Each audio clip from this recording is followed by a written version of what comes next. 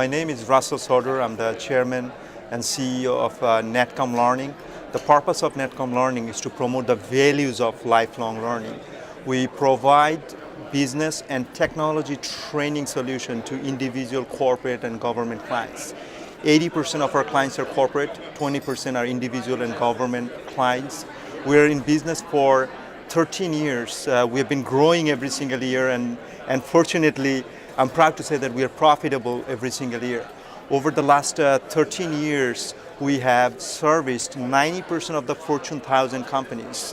65,000 people from 22,000 companies took some type of training solutions or classes with us over the last 13 years. One of the things I did when I started the company, I keep thinking about how can I build a company where non-technical people can run a technical training center. How can I set up a company where even the company is small now, but we can build the right software, right process in place that even if one point we can become $1 billion organization, we still have the system process and in place to get that done. So I have built a system, we call it CMS, Central Management System. Through this process, our sales, our marketing, training, delivery, day-to-day operation, intranet, extranet, content management system, reporting application, everything is integrated in one single system.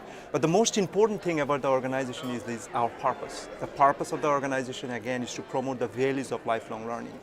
The business we are in is not really selling courses, it's more about how can we help individual and corporate clients to realize their learning dreams or learning goals they have to fulfill those goals. Was there a moment that things came together for you and thought, I'm going to do this. I'm the one to do this. Right after my college, I went in and joined a company that hired me as a consultant to work for digital equipment and Compaq. And when I met with the CEO of the company, I found out that the CEO is from India and he had 500 employees.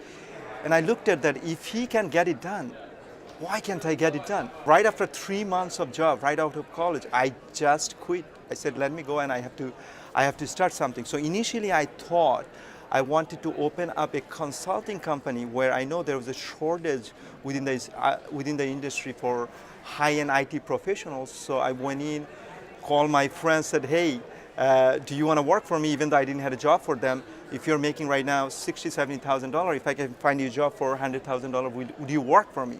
And two of my friends said yes. So I went on the phone and I started to call companies, and eventually I was able to place two of my friends into the job market. Now, while I was going through that process, what I found out, it was very difficult to find highly qualified people over here. And if I want to go and bring them in from outside, from India and other places, I have to go through the immigration process. Why not train people, develop the skills for them, and then put them in the job market? So this is how I moved into the training business.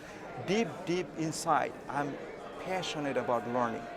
I want to continuously learn new things. I want to continuously challenge myself. If I don't know something, I want to do research and go after that.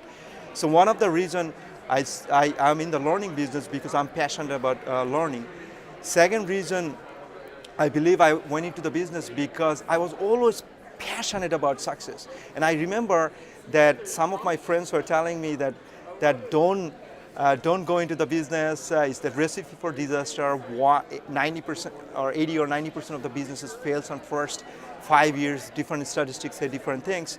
So when people discouraged me, it encouraged me more that I want to prove that this success is achievable. It's not passion alone that brings you there. I mean, how do you, in the face of those numbers, say, yeah, I know, but I'm going to go do this? I am so glad that you asked that question. I actually wrote a book to answer that question. Name of the book called Learning Steps to Become a Passionate Lifelong Learner.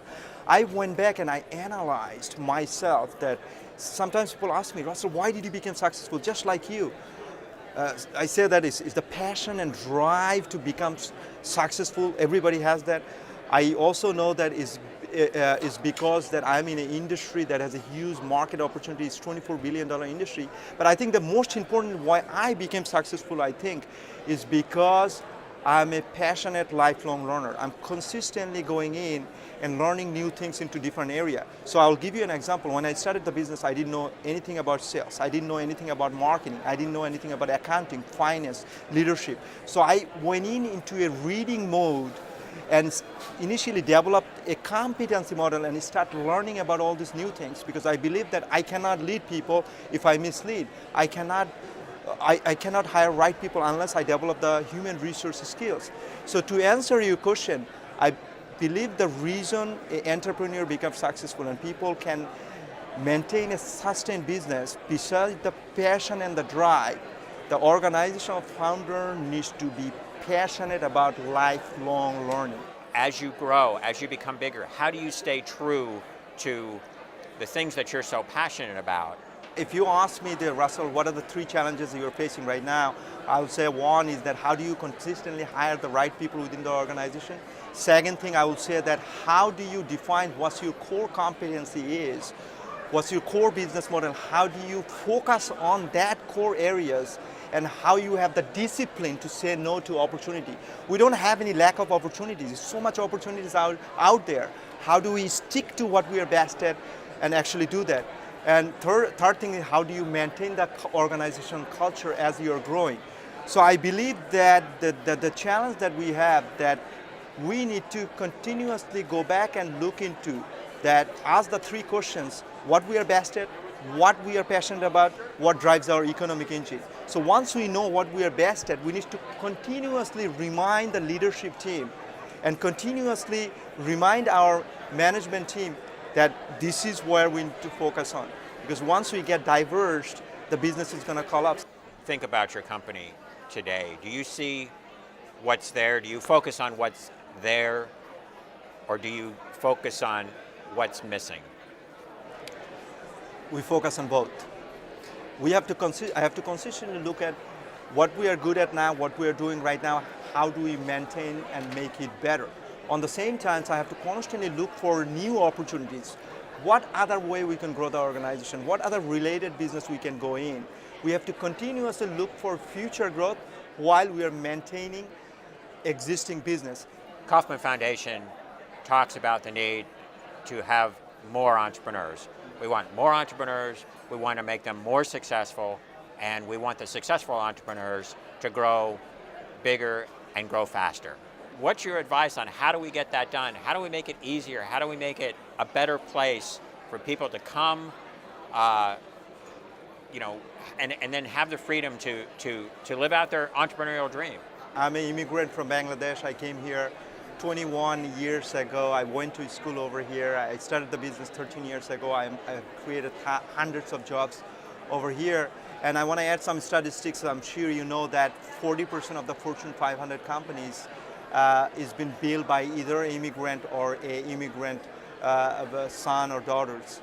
So we all understand the importance of immigration within the United States. So I believe that there's many ways to solve it. One is that government needs to come up with the policies, right policies to encourage immigrants to come in over here. And you know there is a quota system for H1, and I knew that back then there was a time I was bringing people from India that I couldn't find in over here, and I see that how that process became comparatively difficult right now. Second thing is that there is a stigma is going on out there. Immigration in some part of the country has been looked at as a bad thing, that how immigrants are taking the jobs away.